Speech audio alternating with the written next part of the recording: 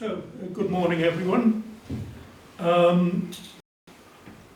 Here we have the EBCO Annual Report 23-24 edition. This report has been coming out annually since 2008, but this year's, as Sam has already indicated, is the thickest ever. I am afraid there's an awful lot of material in here. I am not sure how long it is going to take, even at a gallop, to present it all. So I just ask you to bear with me, and I will do the best I can. Perhaps I ought first just to give you a brief outline to how the report is organised. There are three main sections. The first section deals with all the latest actions of international bodies with regard to conscientious objection, the European Union, the Council of Europe and the United Nations. With regard to the United Nations, we report what they say about conscientious objection anywhere in the world. This is important because whatever they say goes into the international jurisprudence and is applicable. We will come back to that point later.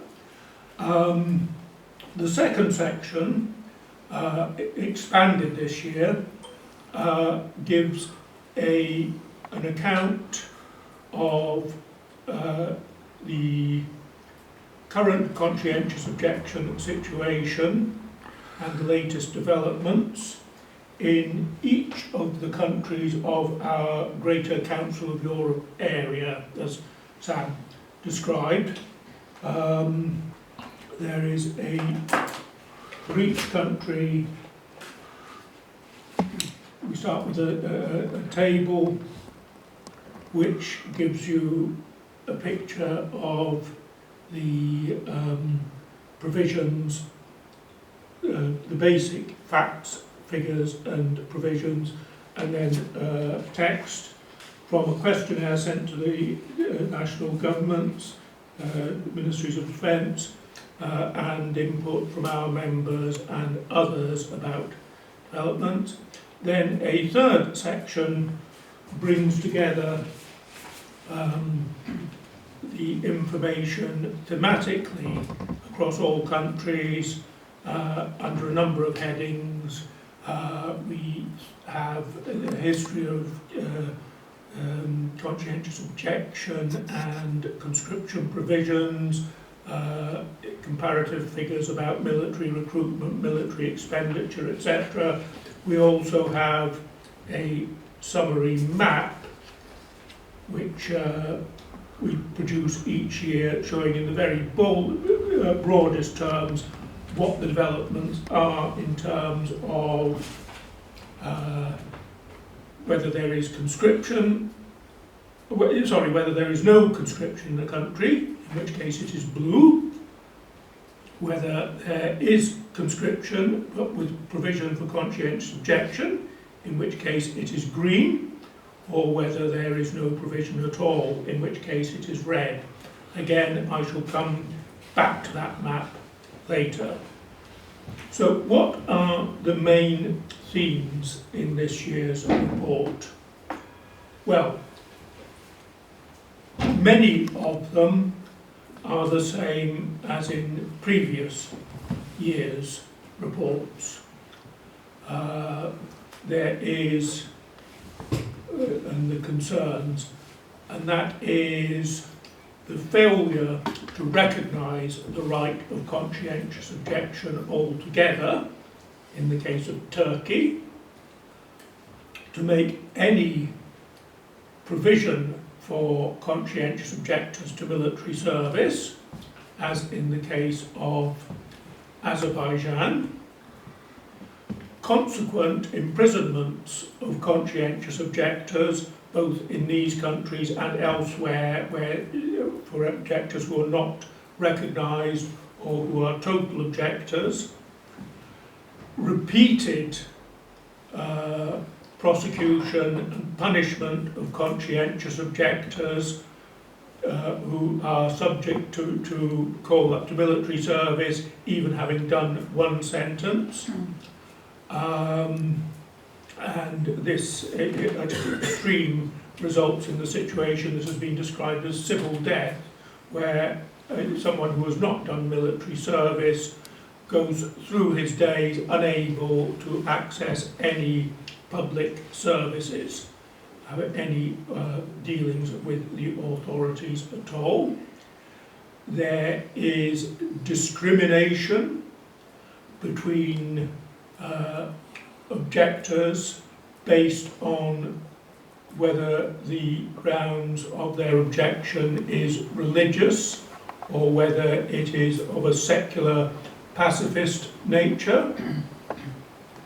There is the question of control, of whether there is too much control of what should be the civilian conscientious objection system and the alternative service system by military authorities, and at the extreme, as the European Court of Human Rights found in 2022 in a case, Yanikov against Lithuania, in the extreme it found there that the supposedly civilian alternative service was in fact unarmed military service. There are discriminatory, punitive term durations and other conditions of civilian alternative service as compared to military service. There are short time limits for application, and of course this stretches to not allowing anyone to declare a conscientious objection once they have commenced military service or after they initially volunteered for military service. There is the question of juvenile recruitment still in a number of countries in our area. And there is the failure to recognise conscientious objectors who have had to flee their own countries to avoid military service, the failure to recognise them as refugees.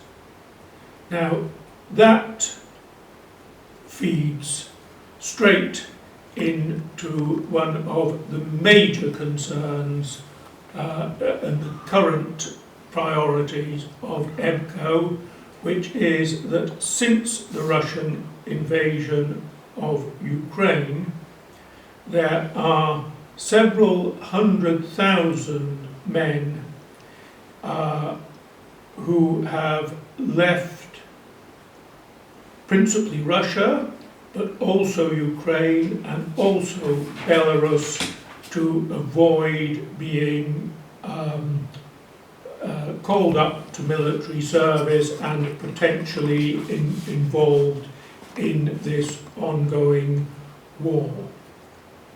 EBCO was one of the organisations which launched the Object War campaign in 2022, calling on all countries to make sure that no one, conscientious objector, deserter or other, is returned to a country where they face being called into military service in a war environment. Ukrainians, if they can get out of Ukraine, of course, can get into Europe. As far as Russians and Belarusians are concerned, the big question in Europe is letting them in the first place. They do not have an automatic right of entry, and having fled their own country are often caught in an unsafe limbo in places like Armenia, which will not give them any protection against return to Russia. The other developments this year, the other concerns that we have, are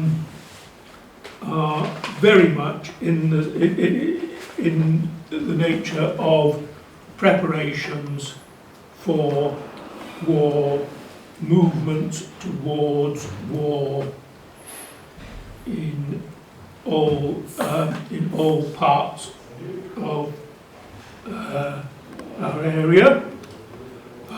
This starts at school. A number of countries, Croatia, Hungary, Sweden, have within the last year added military courses, either of a direct military training nature or of a preparation for military recruitment, to their secondary school curricula. Poland and I think also Belarus have increased the enrolment of young people into voluntary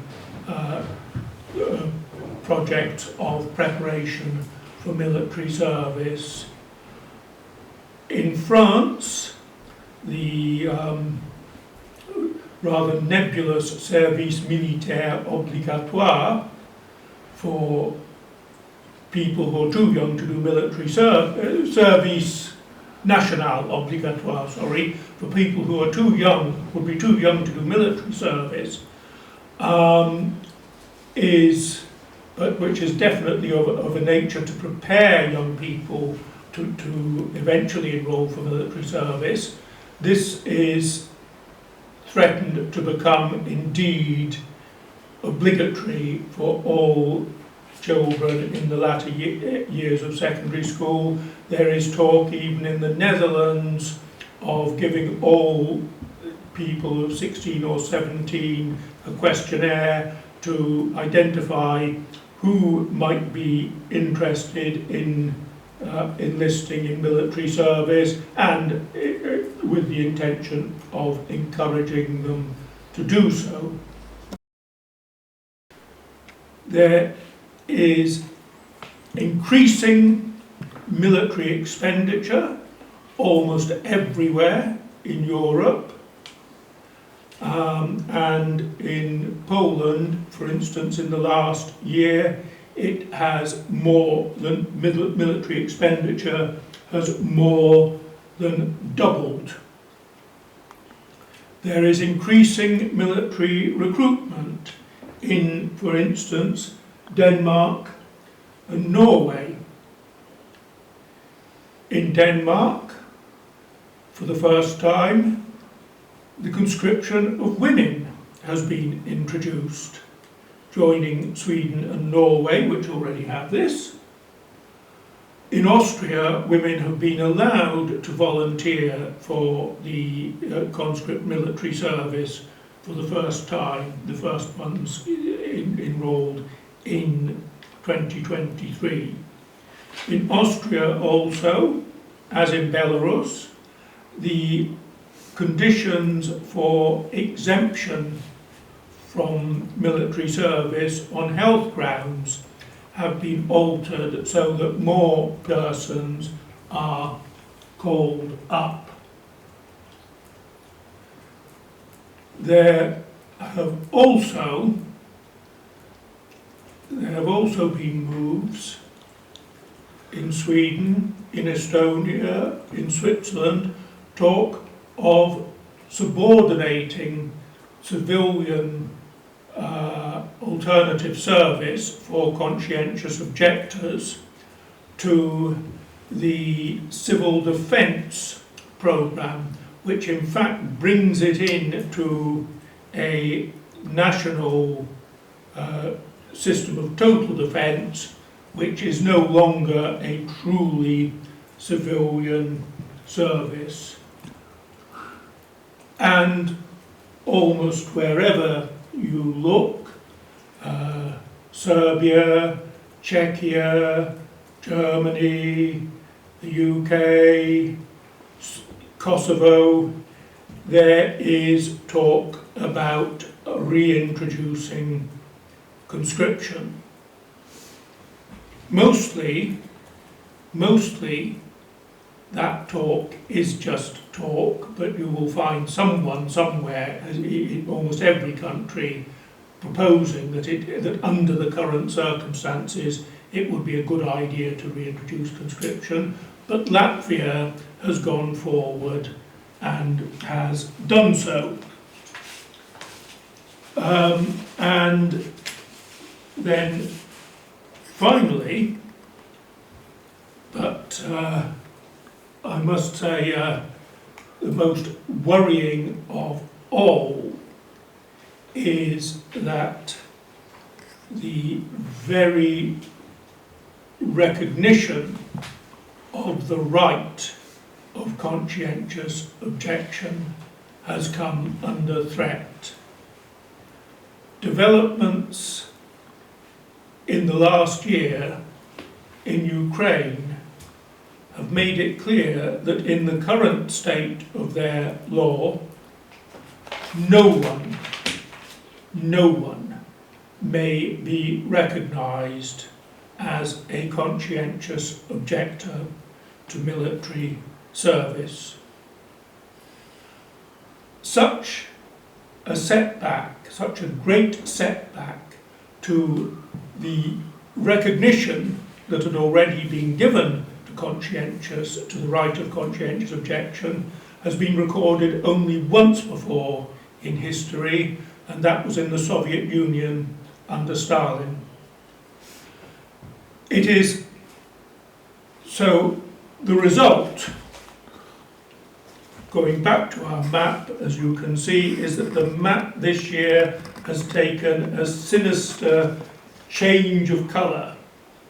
There used to be a little blue island up in the Baltics where Latvia still did not have conscription. Latvia has now turned green, but we have been obliged this year to add Ukraine to the countries marked in red, where there is no right of conscientious objection to military service.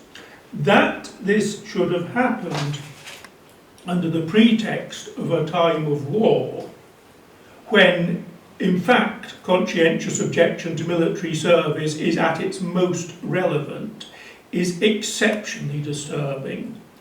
And this is an issue that EBCO is going to have to devote a lot of attention to in the coming years.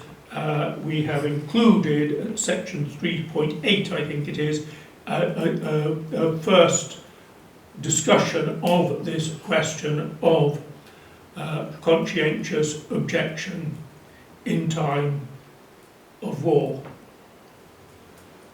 The Ukrainian authorities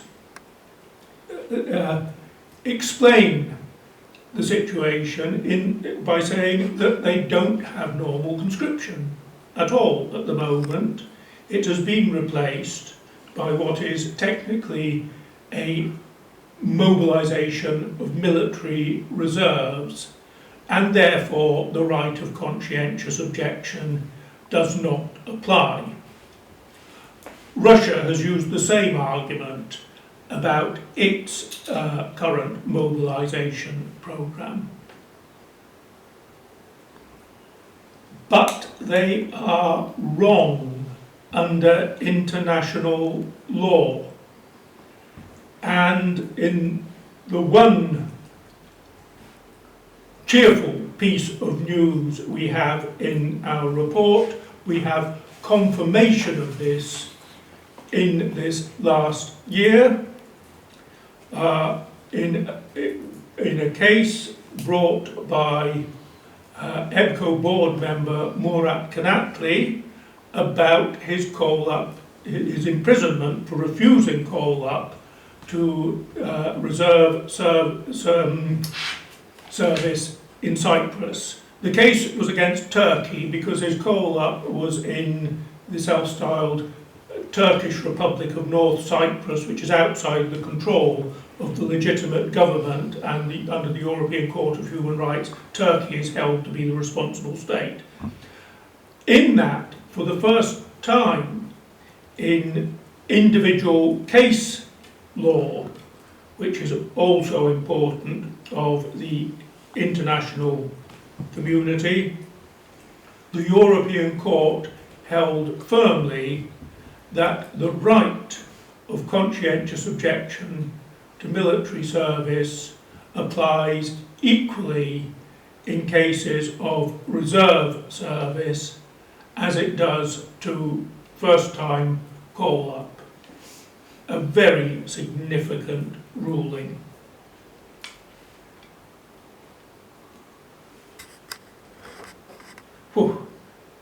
I think there's quite a lot I was going to say that I haven't said.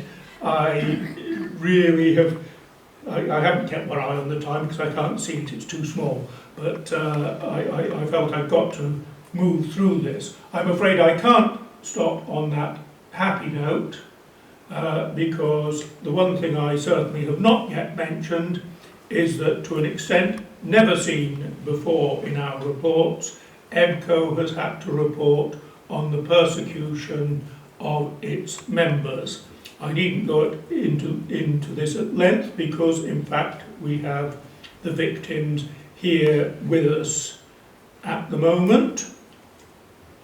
The Ukrainian pacifist movement, the movement of conscientious objectors from Russia, and the Belarusian Olga Karach of the Belarusian movement organisation Our House, who is not only under threat of all sorts of prosecution in Belarus, but is having difficulty in establishing her case for political asylum in exile in Lithuania.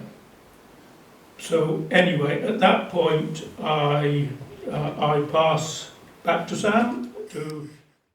I am Sasha Belik, I'm director of the Movement of Conscientious Objectors in Russia, and today we are part of our great cooperation for the report about the conscientious objectors' rights in the Council of Europe area, which our organization was also contributing a lot, not only about Russia, but also about some other countries there.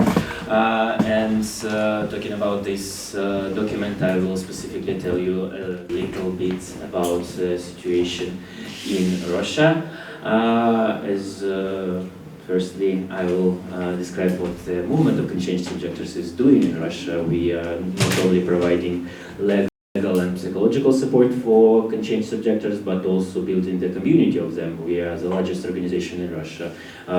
In the figures of the community, we've got 1,100 participants in our movement. And our social networks are really large now, and the biggest of them is our Telegram channel, where we have got 53,000 of subscribers.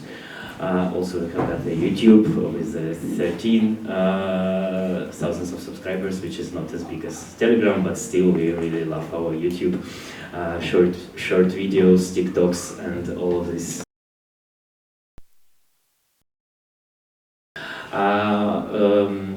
Also, we are promoting this civic education among our community, so we are trying to build human rights defenders and activists from our active participants who are consulting each other in our chats, in our community, and we are trying to empower them to protect not only their rights, their own rights, but also rights of the others.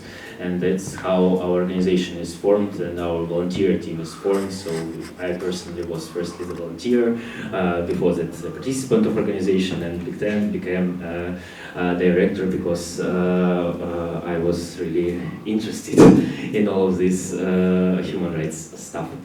And at the end we are advocating for changed objectors' rights. It's fourth goal of our organization, and this report again is one of the main activities of our advocacy team for the advocation of the talking about the figures about the war in the beginning. I will here tell a little bit with the data from OVD info about the arrests and criminal cases in Russia against anti-war activists. First is the figure of 20,000 and 29 arrests for anti-war position. This is the current situation. So I did this presentation yesterday, so the figures are from the beginning of the full-scale invasion until yesterday. And 903 criminal cases against anti-war activists. So arrests are not for the criminal cases, arrests just the catching people on the street for, I don't know, anti-war meetings and anti-war manifestations, and also in their houses for the posts in the social media, but not the criminal procedures. So it's just when police is catching people, and criminal procedures is more harsh, of course, because we got a lot of years of imprisonment for all these people who are staying in Russia and going to prison just for saying their anti-war position and position against Putin. What has changed in Russia for the last years is, of course, you may know about the changes in the criminal code and the code of administrative offense of Russian Federation, where appeared new articles about discrimination, as far as I remember. This is the right word in English. Discreditation, okay, I will say discreditation of armed forces of Russia and discreditation of the Ministry of Defense. That's why a lot of Russians, including me, left Russia, because we are publicly speaking against war and want to continue doing our work among our communities. And nowadays, oppositional channels of Russian Federation, of Russian opposition, have got millions of viewers. It's TV Rain, it's Maxim Katz, it's also some activists from the Navalny team, and all of these media channels have got dozens of millions of followers and for views. So we are really big media channels. Our position, I mean, abroad, it's not like distant from Russian community. People in Russia are still watching us in YouTube and listening us in some other media. Also about the changes, there is a simplification of the procedure of the conscript of the citizens. Maybe you know about all the electronic stuff with the electronic government in Russia, which is doing really great. As I think, from my point of view, it is as great as in Estonia in Europe. So it's not, we are really like modernized and IT country. That's why it's really easy to know a lot of things about the people in Russia, and that's why it's easy to conscript them also, because everyone has got like their account in the electronic government, and nowadays it's possible to send draft notes also to this account, and from the next draft period, which will start on 1st of October, and from 1st of November there will be a possibility to send the official draft notes in this electronic government system.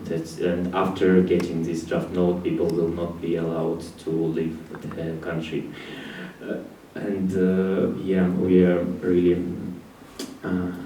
waiting for this, and we're thinking that all these changes with the electronic draft notes are done to make a new wave of mobilization, which is needed, of course, to the Putin to continue the war. And he needs more people, and he needs to perform a new wave of mobilization, before which we are also waiting and trying to prepare our best to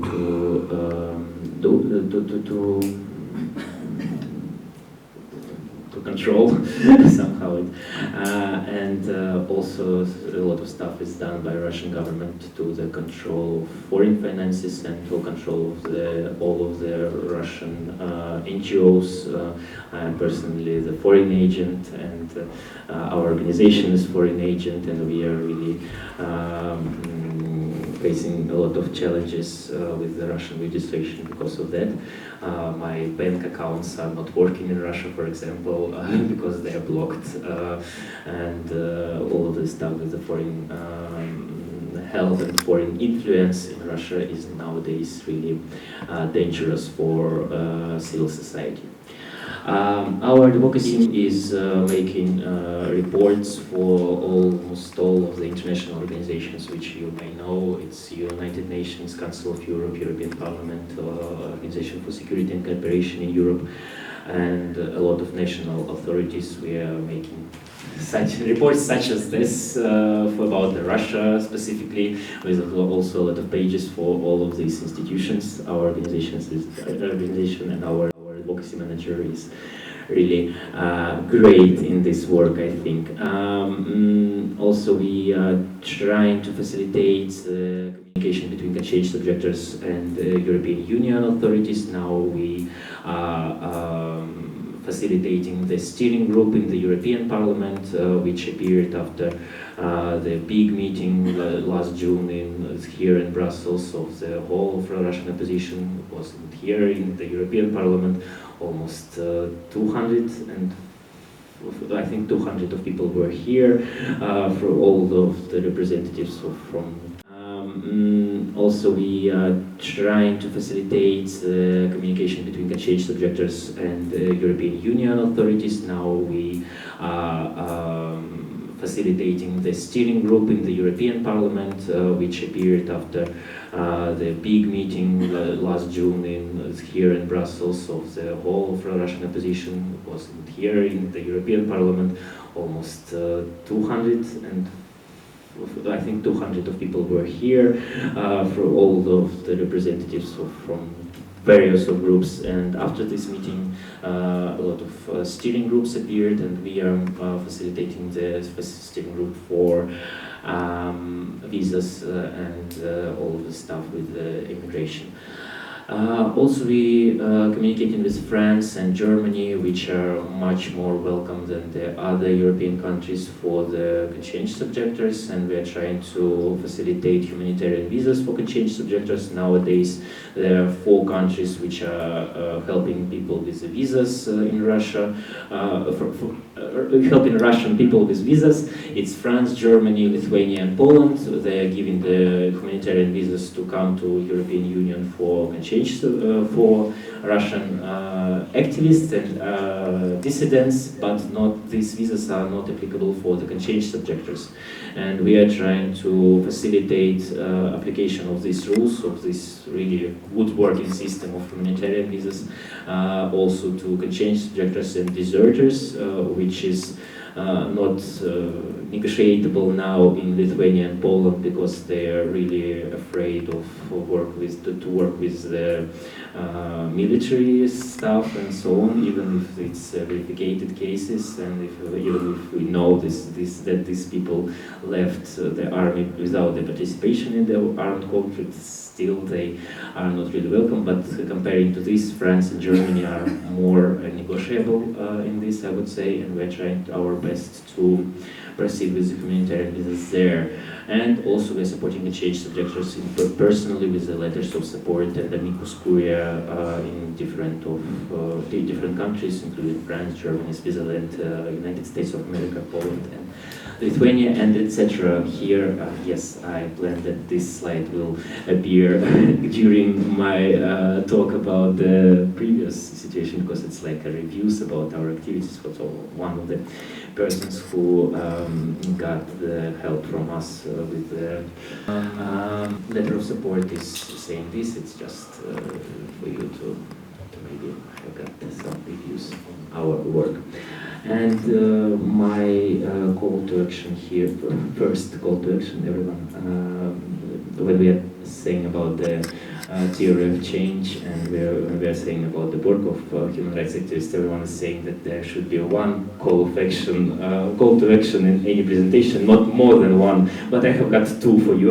Here is the first about the I've got three for you, yes, of course. We invite you to unite and cooperate with the mechanisms for obtaining humanitarian visas. I mean, not you personally as a journalist, but I mean the civil society, of course, of Europe, because Russian civil society, as now it's really important that Council of Europe and the European Parliament made their resolutions condemning that Putin is not the legitimate president of the Russian Federation, and they are not recognizing the elections of the Putin, and European Parliament said that all of the countries of Europe should help Russian activists and dissidents with the humanitarian visas and bank accounts here in Europe.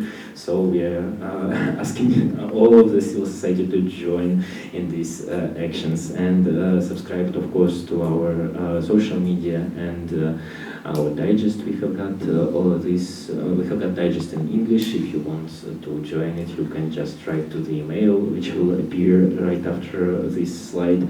And it's monthly digest about the news in the area of conscription in Russian Federation. And also support us. We are really need finances to continue our work. I am, as a director, have got some.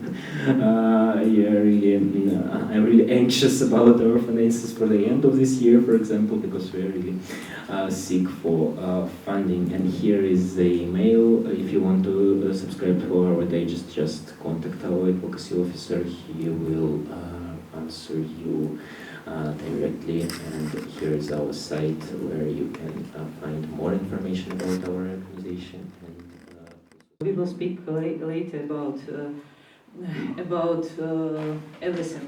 So why we are speaking about Belarus now, and why we need the focus for my country, because officially Belarus is not in the war. But unfortunately we have some alarming facts to show that Lukashenko has some kind of preparation for the war in Ukraine. And I want to give you maybe wider context, military context in my country, and I want to give you some insiders information to show what is happens in Belarus now. I want to start from the sentence of the Minister of Defense of Belarus, Viktor Khrenin, who told publicly that if necessary, the Belarusian army can put out a resource of 500,000 conscripts, and we are talking about a prepared reserve. So this is why I'm here, and why I would like to pay more attention to the Belarusian situation, because if Belarus will participate in the war, it means additionally new 500,000 young men who is involved in the war.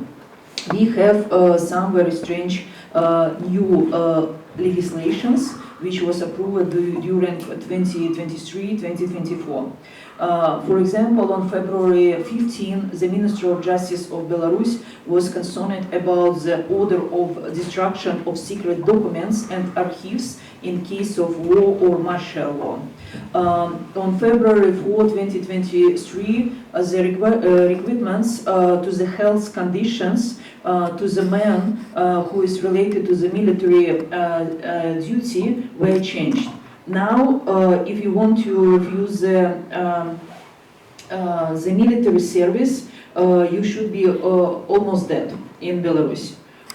Before, many young men used the possibility to refuse the military service using the health conditions. For example, my husband, he's journalist, he's conscientious objector, but officially he refused the military, the Belarusian army, the military service under his health conditions. And also what is important, on February 21st, 2023, the so-called Belarusian parliament adopted the law, and according to the law, we have the death penalty for desertion.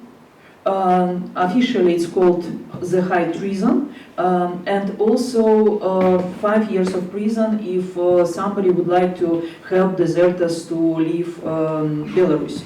So this is quite interesting, and this is something new what you cannot find in the report. This is new law. On February 28, 2024, Belarus adopts the law of amendment laws on national security issues. What is new in this law? First of all, cellular operators have to provide military commissions and the KGB with the phone numbers of young men who is related to the military duty. And also we have a new system, the sending SMS notifications. Before, it was only paper invitation to the army. And of course, it was also very good possibility for a young man to refuse the military service, just you have to disappear.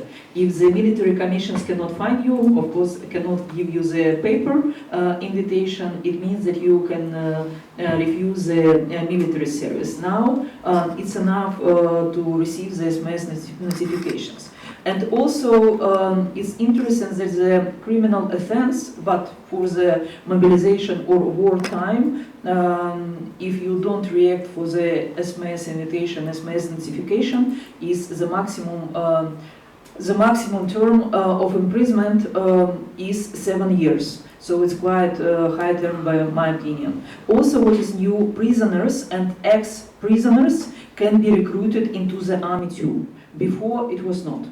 And by my opinion, this is some kind of Russian experience, what Belarus would like to choose. Also, we would like to speak about women. Voluntary conscripts.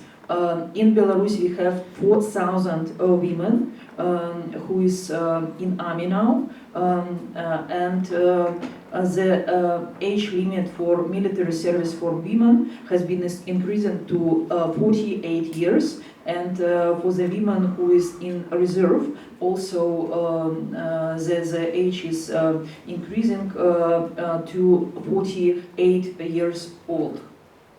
Also, in the new law, we have the concept of the defense work, and it means that minors under 16 years old can be involved to the some kind of military activities, military preparation, etc.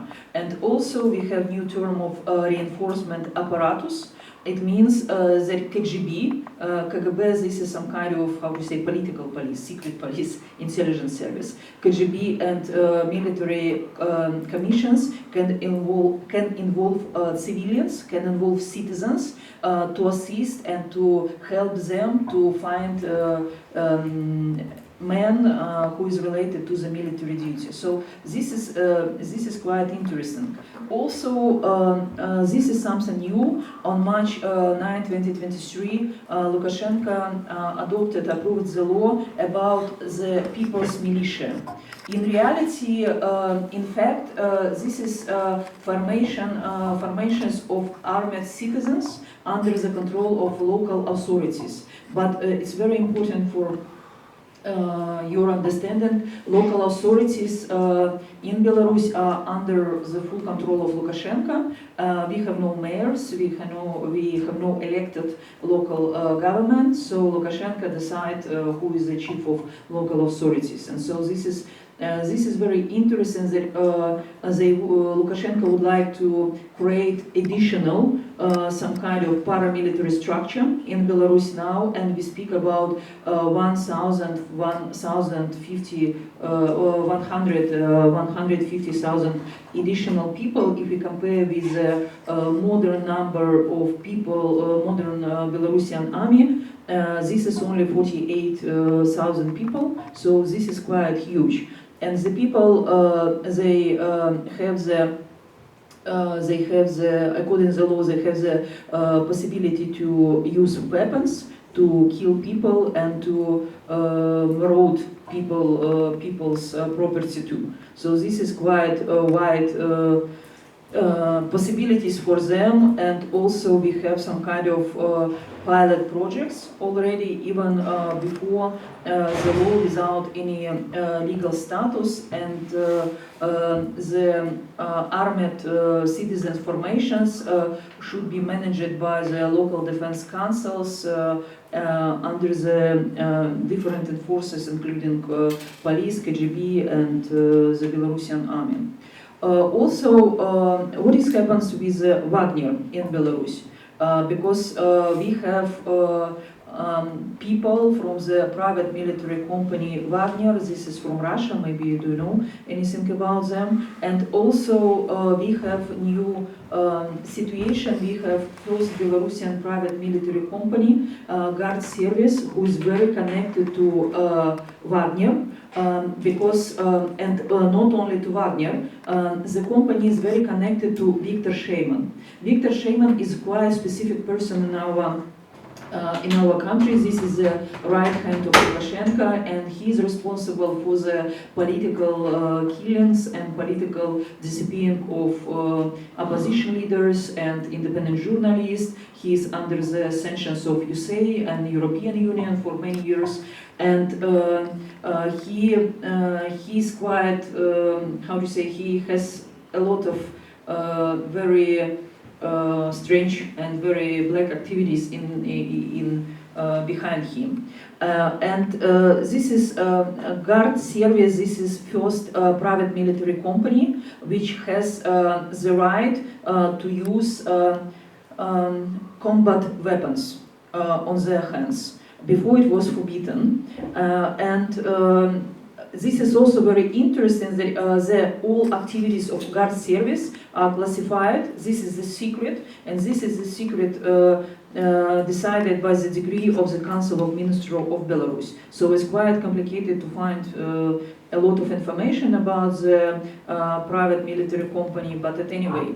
And also it's very, now we have the information that since summer 2022, the Wagner instructors have been trainings, both instructors and ordinary employees of Guard Service, but this is very specific military trainings, like in on military topics. Not about security and safety, but they have many like how to clear buildings, how to assault actions in the city, how to work with heavy weapons, Kalashnikov, etc., etc. And also, if you speak about Wagner, Wagner is involved to train child soldiers in Belarus too. Because in Belarus now we have about 2,000 child soldiers prepared by Lukashenko as professional soldiers.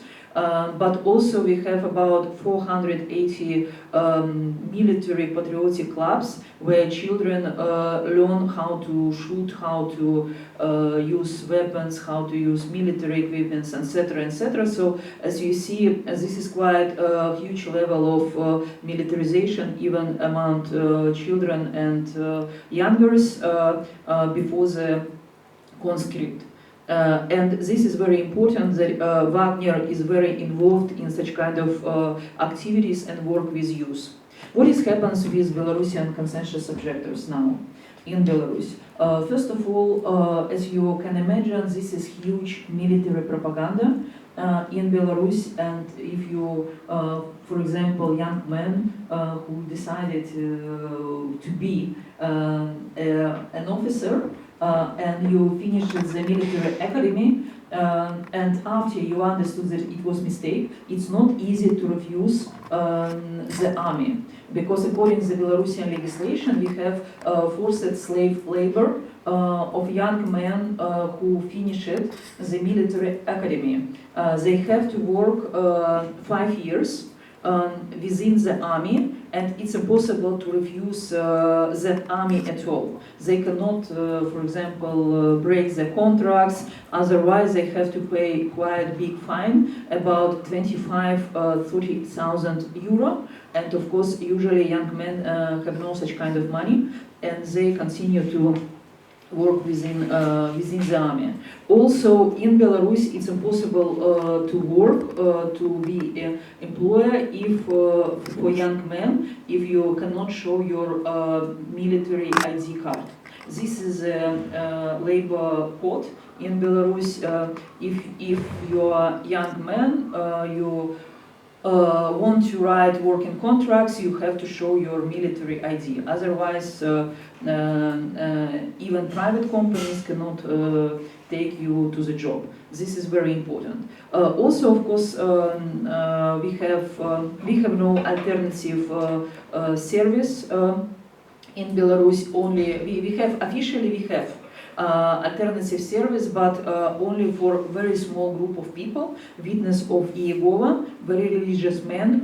For other men who is conscientious objectors, even very religious men, it's impossible to refuse the military service. And this is a criminal responsibility, and we have many criminal articles in our criminal code about the for such kind of men who would like to refuse the military service. And also it's the number of criminal cases related to the invasion of was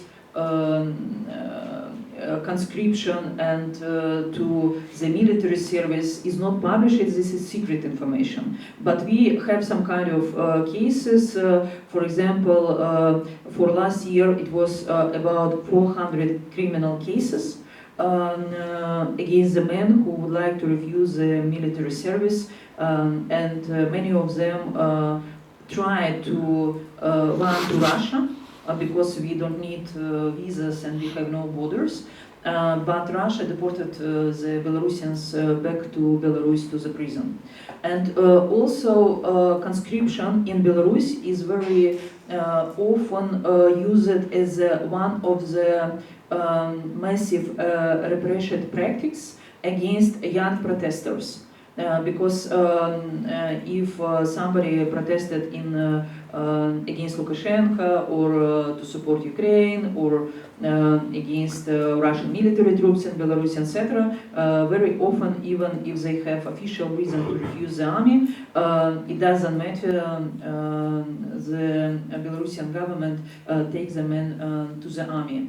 And also, as in many other countries, as I think, Belarusian army is, we have a lot of cases of torture, extrajudicial penalties, and also suicide of the young men who could not understand how to leave the army and what to do now.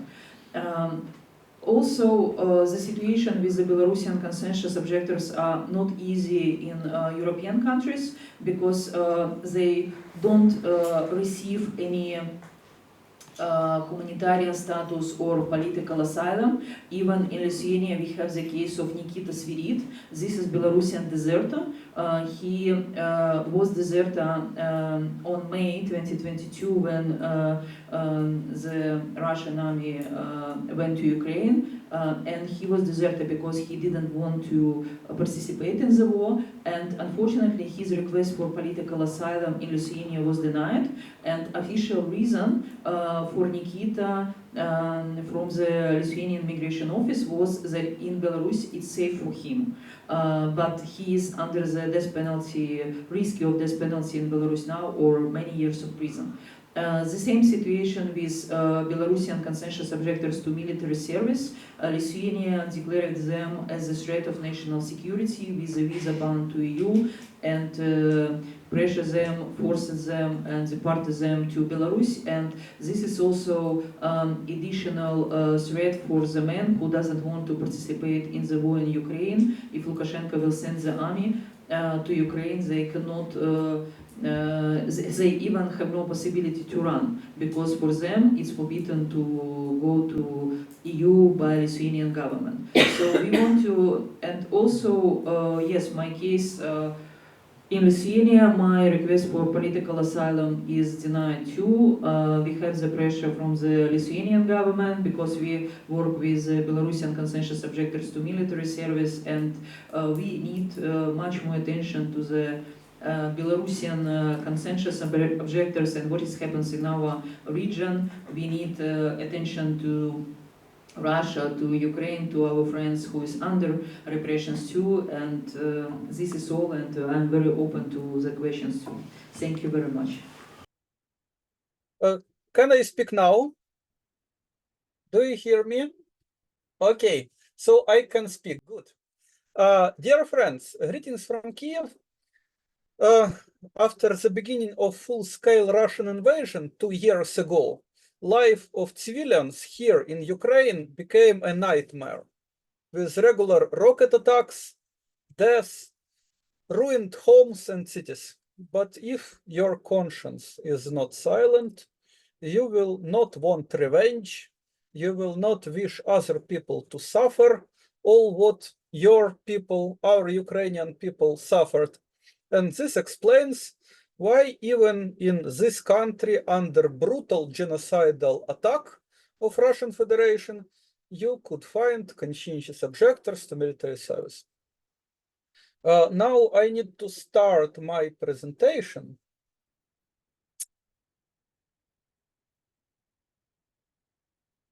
I hope you see my presentation well.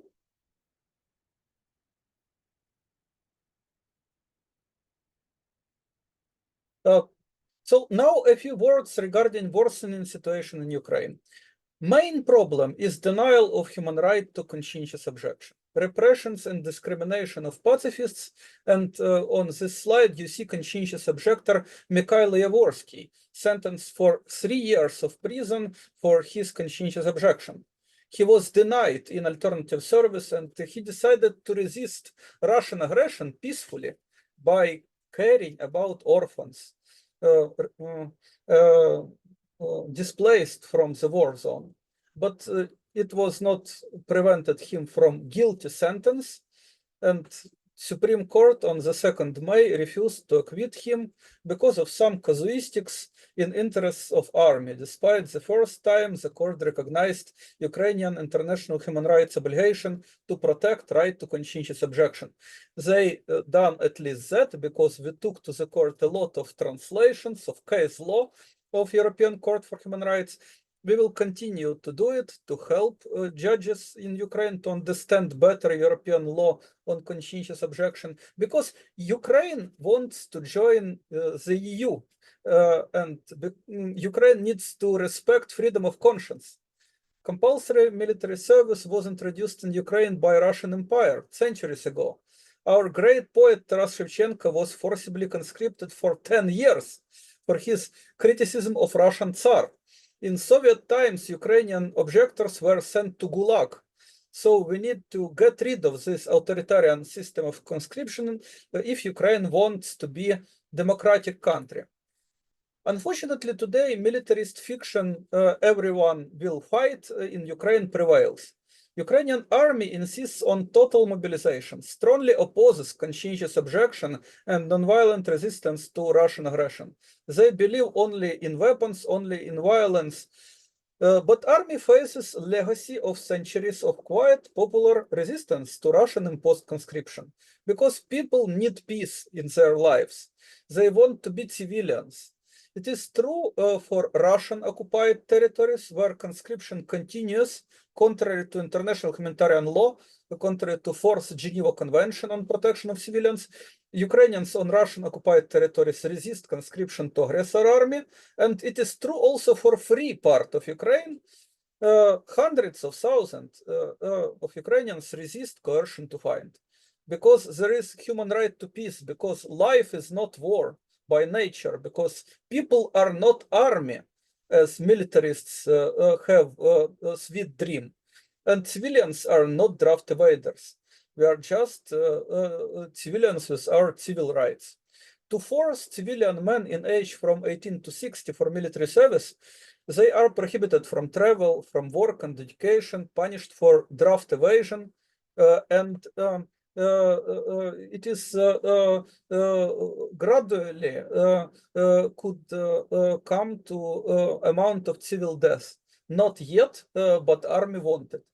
Military recruiters in minibuses raid the streets and detain people. There are cases of death in custody of military recruiters. You see on this slide photos of some people forcibly transported to military recruitment centers, threatened by weapons. One man fell in coma after forcible conscription. Yesterday, a law on new fines for failure to register for conscription was adopted. These fines are very big in Ukrainian hryvnias. It is from 17,000 to 22,500. It is a lot. In euros, it is a bit like from 400 to 500, but for Ukrainians, it is unbearable sums. And you know, we are talking about this, and there is air raid siren on the street. So we are indeed suffering from these Russian bombings and from human rights violations during this mobilization. Darkness of aggression also inspires the worst instincts in our government, unfortunately. And also people who manage to come abroad from Ukraine are denied in consular services, because our government wants these people to forcibly return to Ukraine, broken their life plans, like plans to have education abroad, like plans to develop their skills, work abroad, and so on. These policies, even in more punitive version, were initially strongly condemned by Ukrainian Parliamentary Commissioner for Human Rights, Dmytro Lubinets. But then army a bit softened punishments. They, as I said, going to punish people for stubbornness to remain civilians gradually. And the commissioner was urgently called to meet Minister of Defense. And he seemingly was forced to agree to more harsh mobilization policies. The new law provides for the commissioner personal deferral from conscription. previously he didn't have the deferral, so I don't rule out possibility the commissioner was possibly threatened with forced conscription unless he agrees on what the army wants. And this is the results. All civilian men in Ukraine who didn't manage to escape abroad are proclaimed draft evaders, hunted by army to conscript them forcibly or punish with increasing severity, and people are of course fleeing. You see on this slide a photo from Tisa, a border river between Ukraine and Romania. It became the river of death. At least 28 people died in the river, tens more frozen in mountains, trying to escape from Ukraine to EU. People want peace, but they sometimes seek for easy path to it, and they lose their lives. It is very sad. And especially sad we lack culture of peace because easy ways is not good thing. Conscientious objectors, there are not many of them, but they are not seeking simple ways, and they are punished for their honesty and conscience. Vitaly Alexeyenko, you see him on photo on this slide, was denied an alternative service. He was not escaped. He came to military recruiters and said, I am conscientious objector, I am a Christian, I can't kill people, please give me alternative service. And he was sentenced for so-called draft evasion. He was thrown to jail. We worked to protect his rights. The Supreme Court released him, but not acquitted him. And he found his own way to resist Russian aggression non-violently in Christian biblical way, as he says, without killing people. He works as a postman in post office, and he says that by this work he helps people to communicate, to be together like one people, and it is resistance to Russian attempts to ruin unity of Ukrainian people. So this is his nonviolent resistance, his work on important strategic enterprise, peaceful enterprise of Ukrainian public post service. And Ukrainian army denied the right to alternative service to conscientious objection. Alternative service which existed before full-scale invasion was suspended. At least 24 conscientious objectors have faced criminal cases. More people were declared wanted. And when you are declared wanted because you are so-called draft evader, you could be stopped by police, forcibly transported to recruitment centers, you could be pressured. I remind you about this death in custody. And for example, I receive regularly information from services of from networks of mutual support of Jehovah's Witnesses, from Baptists, from some small religious community who are trying to stop this harsh treatment of their members, but it is hard. And Christian pacifists in Ukraine already sentenced for real prison terms.